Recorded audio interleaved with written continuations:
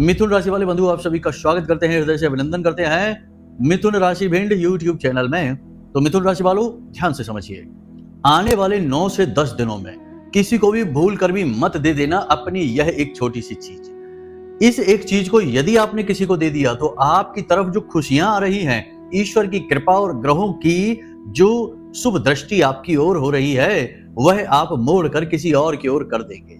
यही होता है ज्योतिष का एक बहुत ही गोल्डन रूल है कि जो भी ग्रह आपके जीवन में शुभ फल दे रहे हैं, हम उन ग्रहों से जुड़ी हुई चीजें कभी किसी को नहीं देते हैं, ना ही उपहार में, ना ही किसी को यूं ही प्रयोग करने के लिए और ना ही उधारी में, क्योंकि वे चीजें आपके जीवन में खुशियां लेकर आ रही हैं, शुभ ग्रहों की शुभ दृष्टि आपके जीवन में लेकर आ रही हैं और आपके दुख तकलीफ दूर होने का अब समय आ गया है। ऐसे में यदि आपने वे चीजें किसी और को पकड़ा दी तो आप अपने जीवन की बरकत, खुशियां और तरक्की किसी और को पकड़ा देंगे और आप ज्यों के त्यों खड़े रह जाएंगे।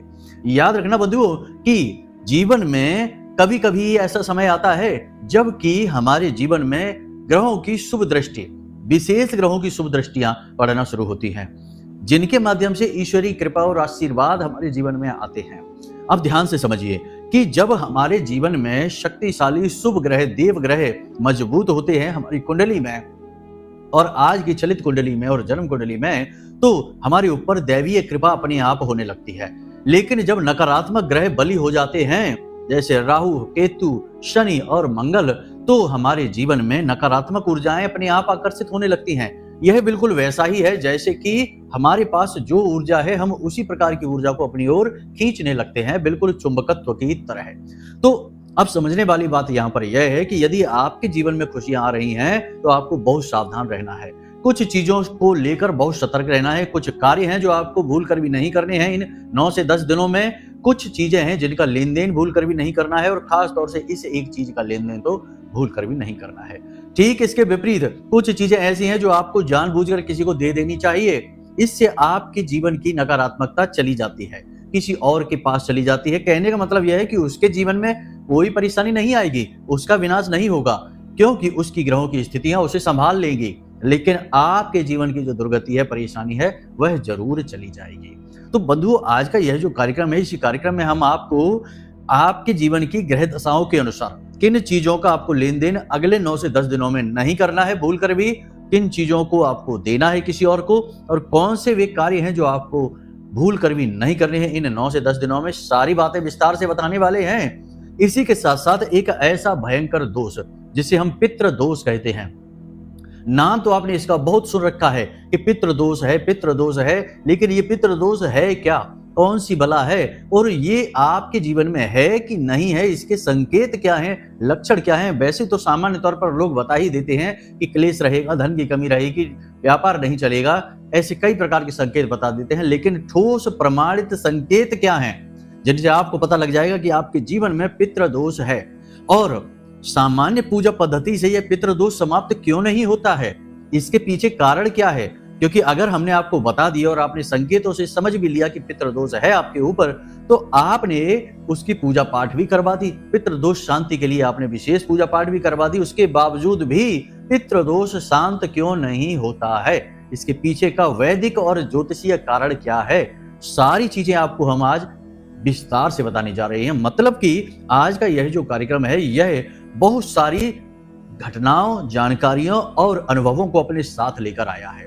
आपका धर्म है कि आप ऐसे बहुमूल्य कार्यक्रमों को अंत तक अवश्य देखें, क्योंकि ये जो कार्यक्रम होते हैं, ये जीवन में क्रांतिकारी बदलाव लाने वाले कार्यक्रम होते हैं और शुद्ध रूप में केवल और केवल जीवन की उन्नति को लाने के लिए तैयार किए जाते हैं। नाम मात्र भी इधर उधर की जानकारी, इधर उधर की बातें नहीं होती हैं हमारे कार्यक्रम में। हम मूल रूप से एक ही विषय को पकड़ते हैं और अच्छी तरह से उसकी सफाई कर डालते हैं और एक एक तार खोलकर आपको पकड़ा देते हैं। अब आप कितना बेहतर तरीके से इस ज्ञान का उपयोग कर पाते हैं, यह आपके ऊपर है।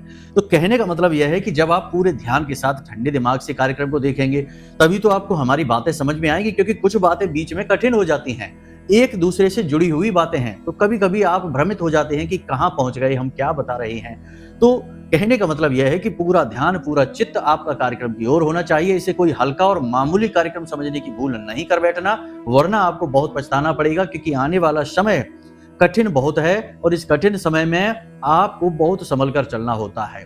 जब समय कठिन होता है तो संभल कर चलना, फूंक फूंक कर चलना और अनावश्यक गतिविधियों को ना करना सबसे ज्यादा चतुराईपूर्ण तरीका माना जाता है और इसी को आपको हम सिखाना चाहते हैं इस कार्यक्रम के माध्यम से। तो उम्मीद करते हैं कि आपको सारी बातें हमारी समझ में आ गई हैं। अब आप कार्यक्रम में अंत तक अवश्य ठहरेंगे। अब यदि आपको 2 मिनट वाला ज्ञान चाहिए कि जल्दी से पॉइंट पर आ जाओ, जल्दी से 2 मिनट में बातें बता दो, तो आप गलत जगह आ गए हैं। हमारे यहाँ इस तरह काम नहीं होता। हम शुरू से लेकर अंत तक यानी जड़ से लेकर और ऊपर चोटी तक का सारा ज्ञान देते हैं और एक एक करके हर बात को विस्तार से समझाते हैं ताकि कोई मन में डाउट ना रह जाए, कोई कमी ना छूट जाए कि बात आपने सुन भी ली, मान भी ली, तब भी काम ना हुआ। ऐसी कोई बात नहीं होगी। इसलिए हम चीजों को थोड़ा सा आगे खींच कर ले जाते हैं, लंबा कार्यक्रम बनाते हैं ताकि कोई गुंजाइश ही ना रह जाए। तो टाइम पास वाले, 2 मिनट वाले और छोटे छोटे चुटकुले और जोक पर हंसने वाले और जीवन की दुख तकलीफों में हर वक्त बस रोने वाले, कुछ करने वाले नहीं, ऐसे नाकारे लोग इस कार्यक्रम को त्याग दें। इनसे निवेदन है हमारा कि आप जाइए कहीं कॉमेडी वीडियो देखिए। आप लोगों के लिए अभी ये कार्यक्रम नहीं है, फिर कभी देखना। तो कहने का मतलब यह है कि यहाँ शुद्ध और बुद्ध ज्ञानवान लोगों की आवश्यकता है जो सचमुच में जीवन में क्रांति लाना चाहते हैं। उम्मीद करते हैं आप हमारी बातों को समझ रहे हैं और हो सकता है कि थोड़ी हमारी वाणी कठोर हो गई हो, लेकिन कुछ लोग ऐसे अटपटे प्रश्न और ऐसे अटपटे सवाल पूछ लेते हैं जिनको सुनकर ही आश्चर्य होता है कि ऐसे लोग किस दुनिया में जी रहे हैं। आगे हम आपको बताएंगे कुछ प्रश्न आप लोगों के ही ऐसे बीच लोग बैठे हैं जो पूछते हैं कि हमें आश्चर्य होता है कि क्या पूछ रहे हैं हमसे। आगे बताएंगे कार्यक्रम में। खैर चलिए अपने मूल विषय को प्रारंभ करते हैं। महामाई को याद करते हुए कमेंट बॉक्स में पूरे भक्ति भाव के साथ लिख डालिए, जय मां भद्रकाली कृपा करो। महामाई निश्चित तौर पर आपके ऊपर कृपा करेंगे, हमें पूर्ण विश्वास है। साथ ही साथ यदि मन में माई के लिए सच्चा भाव है तो कमेंट में ये भी लिख दीजिए कि मैं भी माई के परिवार का हिस्सा हूं, क्योंकि ये कार्यक्रम महामाई के धाम से ही प्रसारित हो रहे हैं। उन्हीं की कृपा और आशीर्वाद से आप तक पहुंच पा रहे हैं। तो बस लिख डालिए। चलिए अपने अब मूल विषय को शुरू करते हैं। प्यारे मित्रों, हमारे अत्यंत प्रिय और परम पूज्य अमिताचार्य जी के पास मां बगलामुखी और मां भद्रकाली की साधनाओं का वर्षों का अनुभव है और माता रानी की इनके ऊपर पूर्ण कृपा और सिद्धि है। आचार्य जी ने अपने सटीक कुंडली विश्लेषण और श्रेष्ठतम उपायों के माध्यम से हजारों लोगों के जीवन को खुशियों से भरा है। आचार्य जी का कुंडली विश्लेषण और उपाय करवाने का तरीका इतना अद्भुत है कि जीवन के हर एक दुख और कष्ट का कारण जड़ से ही समाप्त हो जाता है। फिर समस्या चाहे जैसी भी हो, कर्जा बहुत बढ़ गया हो, व्यापार चल नहीं रहा हो, बीमारियों में आप बर्बाद हो चुके हो, रिश्तों में प्रेम समाप्त हो चुका हो, या फिर नौकरी ही ना मिल रही हो, विवाह में देरी होती हो, कैसी भी समस्या हो, इन समस्याओं का कारण क्या है, कौन सी महादशा परेशान कर रही है, कौन सा दोष लगा हुआ है, सब कुछ आचार्य जी इतना सटीक बताते हैं कि वर्षों वर्ष के दुख कुछ ही दिनों में समाप्त हो जाते हैं। अगर आपके जीवन में भी कोई ऐसी संकट की घड़ी है तो यही सही समय है जब आप पूज्य आचार्य जी के हाथों से अपनी कुंडली का विश्लेषण करवाएं और वर्षों से चल रहे दुखों और संकटों के इस चक्र से बाहर निकल जाए। प्यारे मित्रों, अभी वीडियो में दिए गए नंबरों पर फोन करिए और अपनी कुंडली का श्रेष्ठतम आकलन करवा डालिए। जिंदगी बदलने का ये सबसे बड़ा मौका हाथ से मत जाने दीजिएगा। जय माई की। महामाई आपका कल्याण करे। बंधुओं ध्यान से सुनिए, अभी भी आपकी कुंडली में पिशाच योग बना हुआ है, अभी भी राहु के साथ शनि बैठा हुआ है, अभी भी बुध और शुक्र इनके साथ बैठे हुए हैं। बुध है वाणी, बुद्धि, व्यापार और शुक्र है आपका धन, ऐश्वर्य, वैभव, पारिवारिक सुख। सब इन पापी ग्रहों की चपेट में आया हुआ है और अभी आपको बहुत संभल कर चलने की आवश्यकता है। हालांकि कुछ पॉजिटिव एनर्जी आपके जीवन में जरूर आई है सूर्य देवता की गोचर की वजह से, साथ ही साथ गुरु ग्रह के नक्षत्र परिवर्तन की वजह से भी पॉजिटिव एनर्जी आपके जीवन में आई है। लेकिन अभी आपको ज्यादा गति से आगे बढ़ने की आवश्यकता नहीं है, ज्यादा जोश में आकर फैसले लेने की जरूरत नहीं है। जल्दबाजी में, जोश में आकर और कम प्लानिंग करके बिना सोचे समझे आगे आपको बढ़ने की आवश्यकता नहीं है, वरना चोट खा जाएंगे, नुकसान करवा बैठेंगे। तो सबसे पहले बात करते हैं कि कौन से हैं वो 4 काम जो आपको इन 10 दिनों में भूल कर भी नहीं करने हैं। संभल कर चलना है, सारी बातों को विस्तार से समझ लेना है। सबसे पहला काम, किसी से भी कोई वादा नहीं करना है। जी हाँ बंधुओं, वादा जैसे कि आपने किसी से कर दिया कि चिंता न करो, हम आपकी मदद करेंगे पूरी तरह से, और वह इंसान दूसरे ही दिन आपके घर खड़ा हो जाएगा आकर और कहेगा कि लाओ हमें पैसे की जरूरत है, आपने तो वादा कर दिया। अब आप वादे से पीछे हटने वाले इंसानों में से नहीं हैं। आप ऐसे इंसान हैं जो अपनी बात जो कहते हैं उस पर अडिग रहते हैं। चरित्र के ऊंचे इंसान हैं आप, अपनी बात का मान रखना जानते हैं, तो आपको उसकी मदद करनी पड़ेगी। आपकी जेब खाली हो जाएगी। और इस वक्त में यदि आपने किसी को धन दे दिया, किसी को कोई वादा दे दिया, किसी को कोई चीज दे दी, आप वहां से आपका बिगाड़ खाता हो जाएगा। आपको चीज वापस नहीं मिलेगी, धन वापस नहीं मिलेगा, अटक जाएगा, आपका काम रुक जाएगा और आपसे रिश्ता भी आपका खराब हो जाएगा। तो सीधी सी बात है कि किसी को पक्का वादा नहीं देना है इन 10 दिनों में, किसी भी चीज का कोई वादा नहीं, ठीक है। दूसरा, मौके अवसर आपके जीवन में आ रहे हैं, इन 10 दिनों में भी आएंगे, लेकिन इतने गुपचुप और शांत तरीके से आएंगे कि आप पता ही नहीं लगा पाएंगे। आप अपनी ही दुनिया में, अपनी ही बातों में मगन रहेंगे और मौका आकर कब चला जाएगा पता ही नहीं चलेगा। तो बहुत ही बारीकी से अपने जीवन की घटनाओं पर और बदलने वाली परिस्थितियों पर नजर रखनी है। कौन क्या कह रहा है, किस प्रकार का वातावरण है, कौन सी चीजें हैं जो जीवन में नई होनी शुरू हो गई हैं और कौन सी वो बातें हैं जो जीवन को बदल सकती हैं। कहीं से कोई ऑफर आ गया है, कहीं से पार्टनरशिप का ऑफर मिल रहा है, कहीं से फंड मिल रहा है, कहीं से लोन मिल रहा है, किसी प्रकार की मदद मिलनी चाहती है। सतर्क जरूर रहिए, लेकिन बिल्कुल ही रिजेक्ट मत करिए, उन पर नजर रखिए। ये आपके लिए मौके भी हो सकते हैं। कहने का मतलब यह है कि बहुत ही सावधानी के साथ चलना है, अवसर और मौके भी आपको मिलने वाले हैं। तो आप बारीकी से नजर रखेंगे तो ही पहचान पाएंगे, वरना तो आप कब गवा देंगे चीजों को पता भी नहीं चलेगा। तीसरा कार्य कि आपको इन 10 दिनों में, जी हाँ, महीने का अंत है, 10 दिन हैं और नकारात्मकता भी है, साथ ही साथ सकारात्मकता भी है। दोनों प्रकार की ऊर्जाएं आपके आसपास एकत्रित हैं। तो आप कौन सी ऊर्जा को बढ़ाना चाहेंगे, नेगेटिव एनर्जी को या पॉजिटिव को? सीधी सी बात है, देवताओं की ऊर्जा को बढ़ाना चाहेंगे, प्रभु की कृपा को जीवन में लाना चाहेंगे, तो नकारात्मक ऊर्जा को बढ़ाने वाली एक्टिविटीज, गतिविधियां नहीं करनी है।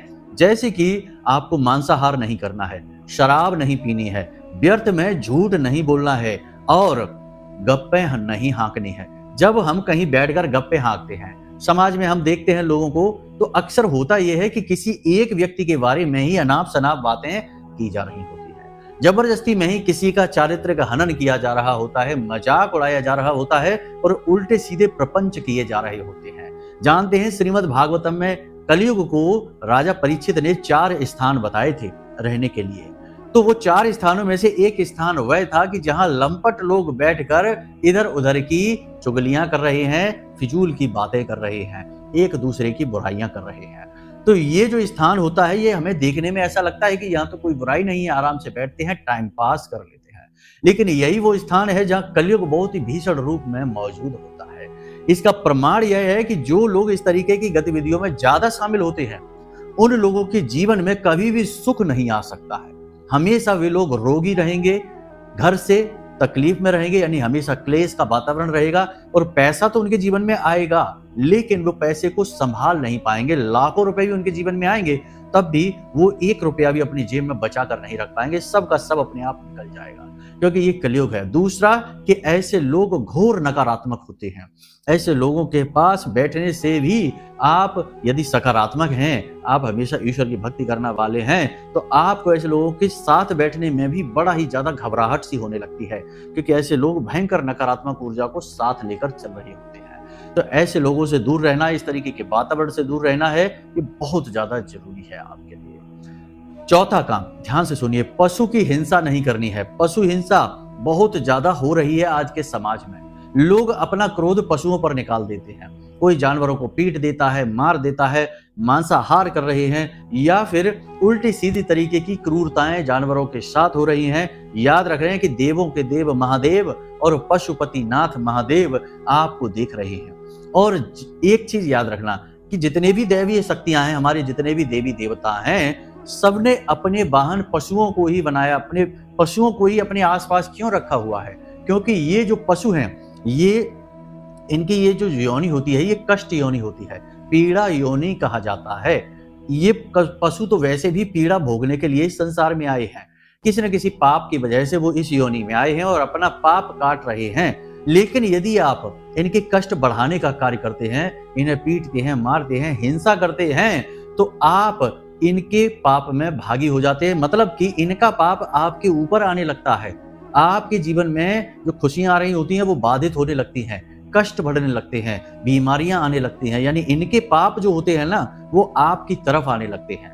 इसलिए आपको इनसे दूर रहना है, इनकी सेवा करनी है, इन्हें खाने पीने को देना है, तो इससे आपका पुण्य का घड़ा भरता है और इनकी जो ये योनि है जिसमें ये कष्ट भोगने आए हैं उससे भी इन्हें राहत प्राप्त होती है, तो इनकी आत्मा भी तृप्त होकर आपको आशीर्वाद देती है। याद रखना कि चाहे पशु की आत्मा हो, चाहे चींटी की आत्मा हो, चाहे इंसान की आत्मा हो, आत्मा तो सबकी एक ही है, बस शरीर अलग अलग हैं। तो आत्म तत्व तो सब कुछ जानता है और सब कुछ देख रहा है। हो सकता है कि जो पशु घूम रहा है आज आपके आसपास, पिछले किसी जन्म में वो मानव देह लेकर घूमता हो और उसे सारा ज्ञान हो दुनियादारी का, अध्यात्म का, लेकिन किसी गलती की वजह से आज वह पशु योनि में भटक रहा है। आपने उसे कष्ट पहुंचा दिया तो आपने अपना पाप का घड़ा भर लिया। तो इससे दूर रहना है, ये कर्म आपको नहीं करना है। अंतिम कार्य जो आपको भूल कर भी नहीं करना है इन 10 दिनों में, ध्यान से समझिए, किसी पर भी अंधविश्वास नहीं करना है। धोखा खाएंगे, चोट खाएंगे, पिशाच योग बना है, राहु अति सक्रिय हो जाएगा। आपने जैसे ही किसी के ऊपर विश्वास कर लिया, अंधविश्वास। अब विश्वास आप कहां करते हैं? 3 जगहों पर आप सबसे ज्यादा विश्वास करते हैं। पहला, पैसे रुपए को, जैसे कोई आपका अपना नजदीकी इंसान है, आप पैसे रुपए के मामले में उससे लापरवाह हो जाते हैं, उस पर नजर नहीं रख पाते हैं। जैसे आपका पार्टनर है, आपका भाई है, आपका मित्र है, आपके साथ रुपए के लेन देन को लेकर काम चल रहा है, किसी प्रकार का कोई व्यापार में शामिल है, तो आप रिश्ते का लिहाज करके और विश्वास करने लगते हैं, गहराई से विश्वास करने लगते हैं। ये कार्य आपको नहीं करना है, धोखा मिलेगा, ठीक है। दूसरा कि आप विश्वास कहां करते हैं? आप जब भावनात्मक तौर पर किसी से जुड़ जाते हैं तो अपना दिल खोलकर रख देते हैं, अपने भविष्य की योजनाएं बता देते हैं, अपने छुपे हुए रहस्य बता देते हैं और आपके जीवन में अभी क्या चल रहा है इसे भी आप बता देते हैं। ये नहीं करना है। और तीसरा विश्वास आप क्या करते हैं? तीसरा विश्वास करते हैं रिश्ता जल्दी से जल्दी जोड़ने में। कोई भी व्यक्ति 4 दिन आपके साथ प्रेम से बातें कर ले, उठ ले, बैठ ले, आप उसके साथ रिश्ता समझने लगते हैं, लेकिन ये नहीं समझते कि आज का यह संसार बड़ा ही चालाकी भरा हुआ है। आजकल लोग नजदीक आते हैं, जुड़ते हैं, प्रेम से बातें करते हैं क्योंकि उनका अपना कोई मतलब सिद्ध होना होता है, और अपना मतलब सिद्ध होते ही वे लोग आपसे पीछा छुड़ाकर कब निकल जाएंगे आपको पता भी नहीं चलेगा, फिर आपको दुख होगा। तो ये 3 जगहों पर आप बहुत जल्दी विश्वास करते हैं, अंधा विश्वास करने लगते हैं और फिर धोखा भी आपको इन्हीं 3 जगहों से मिलता है। तो सावधान रहना है। इस समय स्थिति ऐसी नहीं है कि आप किसी पर अंधा विश्वास करें। सतर्क रहना है, धोखेबाजी हो सकती है, फ्रॉड हो सकता है, ठगी आपके साथ हो सकती है। ये 5 कार्य आपको हमने बताए हैं जो आपको भूल कर भी नहीं करने हैं। अब एक कार्य ऐसा है जो आपको लगातार करना है इन पूरे के पूरे 10 दिनों तक। यानी कौन सा कार्य है वो ध्यान से समझिए। प्रतिदिन आपको मंदिर जाना है और मंदिर में जाकर आपको अंशदान करना है। हम हमेशा यही कहते हैं कि मंदिर में जाइए और अंशदान करिए, मंदिर में दान करिए, दान पात्र में डालिए, चाहे छोटी सी रकम डालिए, 5 रुपए डालिए, 10 रुपए डालिए, जितनी आपकी क्षमता सामर्थ्य है अवश्य डालिए। शास्त्र कहते हैं कि हमारी कमाई का, यानी इंसान जितना भी धन कमाता है उसका दशांश उसे धर्म पर खर्च करना चाहिए। धर्म का मतलब है कि पवित्र कार्यों में, दैवीय कार्यों में। अब मानकर चलते हैं कि दशांश तो आज के समय में बहुत हो गया, किसी ने 10,000 रुपए कमाए और 1,000 रुपए यदि वह दान कर देगा तो बेचारे का बजट गड़बड़ा सकता है। तो अब मान लेते हैं कि दशांश नहीं तो एकांश, यानी कि 100 रुपए तो कर सकता है। 10,000 कमाया, 100 रुपए तो दान कर सकते हैं मंदिर में जाकर। तो बस यही वो विधि है। 5 रुपए प्रतिदिन भी आप दान करेंगे मंदिर में जाकर तो 50 रुपए ही होंगे 10 दिन में, लेकिन ये 50 रुपए आपके मंदिर में जो अखंड ज्योति जलती है उसको जलाने के लिए, घी के लिए प्रयोग हो सकते हैं। भगवान हनुमान जी का मंदिर है तो चोला चढ़ाने के लिए, भगवान के प्रसाद के लिए, किसी प्रकार का भंडारा होगा, कन्या होंगी, यज्ञ हवन आदि होगा तो उसकी सामग्री लेने के लिए। तो आपका पैसा कितनी अच्छी जगह प्रयोग होगा, भगवान की सेवा में प्रयोग होगा। तो आप जब ये कार्य करेंगे तो आपको इसका कई गुना अधिक फल प्राप्त होगा। अब कुछ लोग जो यहाँ पर मूर्खता की चरम सीमा रखते हैं वे कहने लगेंगे कि क्या भगवान को भी पैसे की आवश्यकता है, भगवान को पैसे की क्या जरूरत है। तो ऐसे लोगों से वैसे तो हम कुतर्क वितर्क में विश्वास नहीं रखते हैं, विश्वास में ही विश्वास रखते हैं, लेकिन फिर भी बता दें कि आप अपने बेटे को लाकर फल पकड़ा देते हैं। मान लीजिए केले आपने पकड़ा दिए बच्चे को खाने के लिए, लेकिन आपका बेटा खुद केला खाने से पहले एक केला छीलकर आपके ही मुंह में लगा दे कि पापा खाओ, तो आपको कैसा लगेगा? मम्मी खा लो, पहले आप खाओ फिर हम खाएंगे। तो आपको कितना प्रेम उमड़ेगा अपने बालक के लिए, आप उस बालक को गले से लगा लेंगे। हालांकि वह फल आपने खुद ही उस बालक को दिया है, उस बालक ने नहीं लिया। दुकान से नहीं लिया, खरीदा नहीं, उसकी क्षमता नहीं कि वो ले ले, लेकिन आपकी दी हुई वस्तु जब वह आपको वापस देता है तो आपके मन में प्रेम उमड़ता है। ऐसे ही भगवान किसी भी स्वरूप में हो, हमारे पिता माता तुल्य होते हैं, माता पिता ही होते हैं, परम पिता, ठीक है, महामाई होती है। लेकिन जब उनकी ही दी हुई वस्तु हम उन्हें अर्पित करते हैं तो भगवान का भाव उमड़ता है। और सारा खेल यहाँ भाव का है, प्रेम का है और ऊर्जाओं का है, ये याद रखना।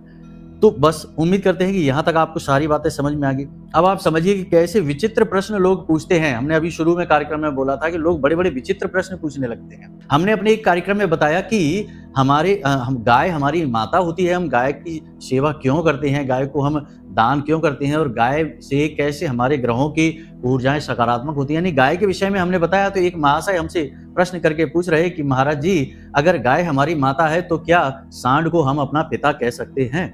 अब ये महाराज जी का नाम तो बड़ा ही शुभ था, बहुत ही अच्छा था श्रीमान जी का, लेकिन हमने उनको जवाब नहीं दिया क्योंकि ऐसे जवाब देना ठीक नहीं होता है। लेकिन मानसिकता तो यहाँ से पता चली ही जाती है कि इंसान किस प्रकार की विचारधारा लेकर घूम रहा है और ये सदगति में जाएगा या दुर्गति में जाएगा।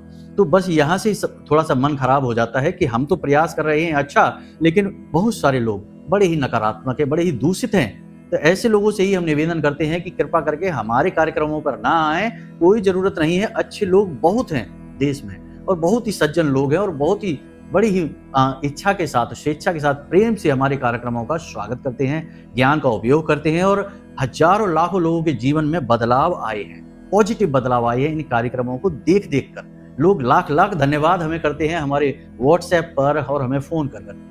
खैर चलिए, माई की कृपा है, महामाई का ही आशीर्वाद है जो इस माध्यम से उनके जीवन में पहुंच रहा है। अब ध्यान से सुनिए, हम आपको बताते हैं पितृदोष के बारे में। फिर से एक चीज के विषय में बताएंगे, ठीक है, कि ये आपको भूल कर भी किसी को नहीं देनी है। पितृदोष के विषय में, पितृदोष के आपको हम 4 बहुत ही स्पष्ट संकेत बताते हैं और ये 4 संकेत आपके जीवन में, 4 में से यदि 3 भी हैं, 2 भी संकेत हैं, तो समझ जाना कि आपके ऊपर पितृदोष लगा हुआ है। जी हाँ, क्या है वो संकेत, ध्यान से समझिए। सपने में आपको लगातार सांप दिखाई देते हैं। जी हाँ, सांप दिखाई देते हैं आपको सपने में लगातार, तो समझ जाना कि आपको पितृदोष लगा हुआ है। अब लगातार का मतलब है कि हर 2-4 दिन में आपको एक ऐसा सपना आता है जिसमें आपको बार बार सांप दिखाई देते हैं। काला सांप दिखाई देता है, पीछा करता हुआ सांप, आपको डसता हुआ सांप, आपको घेर कर खड़ा हुआ सांप, ऐसे सांपों के सपने ज्यादा आते हैं तो समझ जाना कि आपको पितृदोष लगा हुआ है, भीषण पितृदोष है आपके ऊपर। दूसरा, कि सपने में यदि आपको मृत परिजन आपके दिखाई देते हैं, जी हाँ, आपके मृत परिजन आपको दिखाई देते हैं, ये शुभ संकेत नहीं है। कोई आपको कह देगा कि ये शुभ संकेत है, आपके परिजन दिखाई दे रहे हैं, वो आपको आशीर्वाद दे रहे हैं, अरे नहीं, ठहरो, इस तरह नहीं। आपके मृत परिजन अगर आपको दिखाई दे रहे हैं, मतलब कि उनकी मुक्ति नहीं हुई, ना ही वो पितृलोक में गए हैं, वो यहीं भटक रहे हैं और सपने में आपको तभी तो वो दिखाई दे रहे हैं क्योंकि उनके साथ आपका नाता था जब वो जीवित थे, तो अब उनसे आपकी ऊर्जा जुड़ी हुई है तो वे आपको सपने में दिखाई दे रहे हैं। लेकिन इसका मतलब ये नहीं है कि वे आपके पितृ पूर्वज हैं, वो शुभ करने के लिए आपको दिखाई दे रहे हैं। मरने के बाद यदि कोई पितृलोक नहीं जाता है, कोई तृप्त नहीं होता है, तो वह प्रेत बनता है और प्रेत का सपने में दिखना कभी भी शुभ नहीं होता है, चाहे वह आपका रिश्तेदार ही क्यों ना हो, अपना ही क्यों ना हो।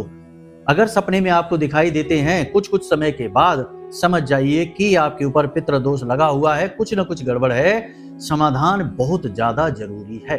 चौथा संकेत, आप जब खाना खाते हैं तो खाना खाते समय हर 2-4 दिन में ऐसा होता है कि आपके कौर में, जो आपने निवाला लिया, कौर लिया, उसमें बाल आ जाता है, आपके भोजन में बाल आ जाता है, बार बार आपके भोजन में बाल आता है, हर 2-4 दिन में ऐसा होता है। आप खूब कहते हैं घर की महिलाओं से कि थोड़ा सावधानी से काम करो, खूब सावधानी से काम भी वो करती हैं, फिर भी खाने में बाल आ ही जाता है। यह भी पितृदोष का बड़ा ही पुख्ता प्रमाण है। वैसे तो बहुत सारे और भी प्रमाण हैं, लेकिन वे कंफ्यूजन क्रिएट कर देते हैं। जैसे कि घर के बच्चे ना सुनी करें, अपनी मनमानी करें और उद्यमी उद्दंडी हो जाएं और अपनी मनमानी करने लगें, घर के बड़े बुजुर्गों का सम्मान ना करें, माता पिता की बात ना माने, तो यह पितृदोष है। घर में कोई बीमारी लगातार बनी रहे तो यह पितृदोष है।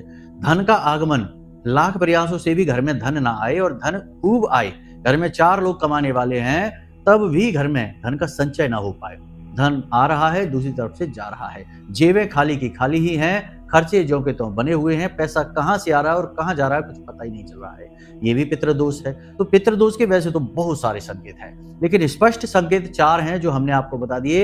इनमें से यदि 2 संकेत भी हैं आपके पास या अभी तक आपने कभी ऐसे सोचा नहीं है, तो अब आप गौर करना आने वाले 10 से 15 दिनों में।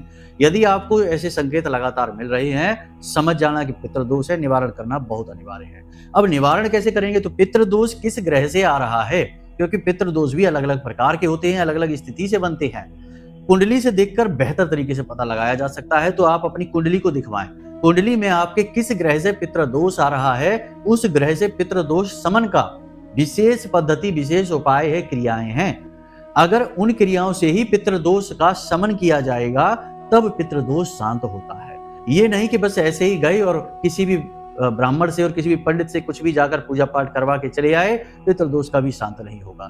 तुक्केबाजी की पूजा से पितृदोष शांत नहीं होता है, यह विशेष विधि पद्धति और विधान से होता है, ग्रहों के आधार पर होता है पितृदोष, और किस ग्रह से है यह जानना बहुत जरूरी है। और उसी ग्रह की विशेष पद्धति से कुछ विशेष क्रियाएं होती है, उन क्रियाओं के माध्यम से पितृदोष को शांत किया जा सकता है। अन्यथा आप खूब पूजा करवाते रहिए। बहुत से लोग हमसे कहते हैं कि गुरुजी हमने तो बहुत पूजा करा ली, नासिक में जाके करा ली, गया करा ली, ये करा लिया, वो करा लिया, श्राद्ध पक्ष में भी खूब पूजा करा दी, सब कुछ करा दिया, पिंडदान तर्पण आदि, लेकिन पितृदोष शांत क्यों नहीं हो रहा?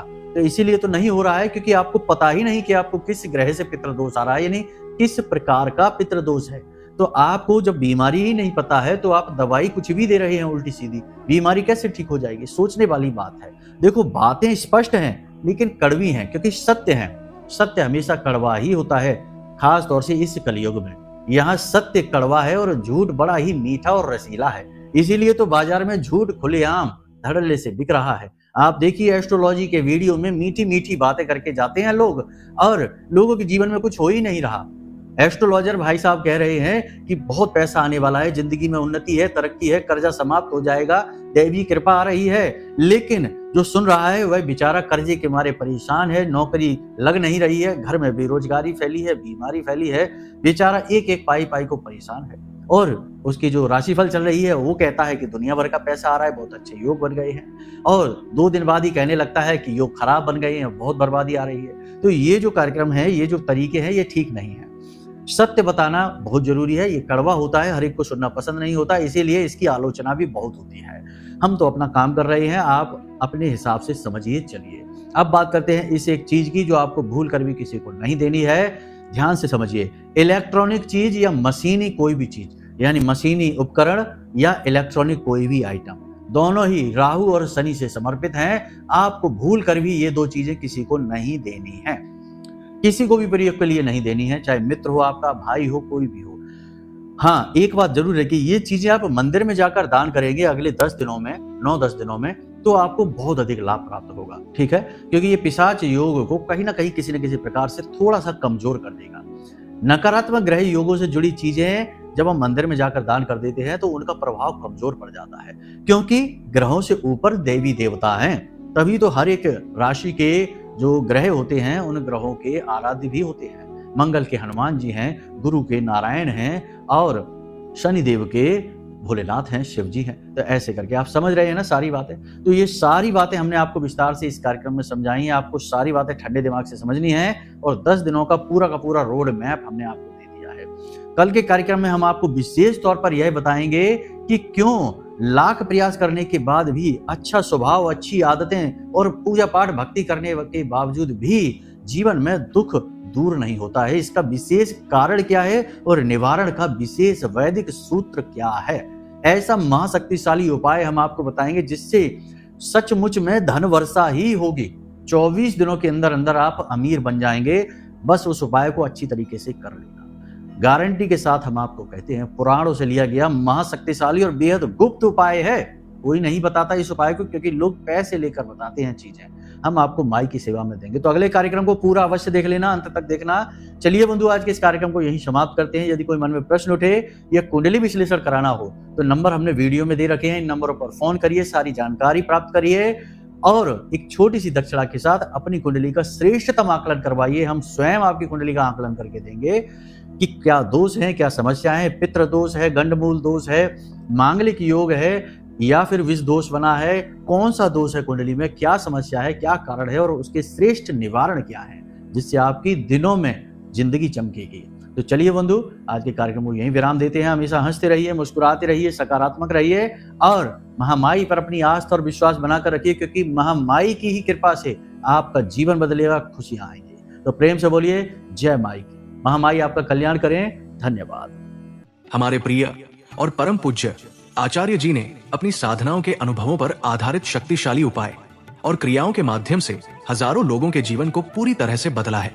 आचार्य जी के द्वारा बताया गया हर एक उपाय इतना सटीक और कारगर होता है कि जो भी इसे पूरे भाव के साथ कर लेता है उसे साक्षात महामाई की कृपा और आशीर्वाद प्राप्त हो जाती है। इसलिए निसंकोच इन उपायों को पूरे भाव के साथ करिए, आपका कल्याण होगा। जय माई की।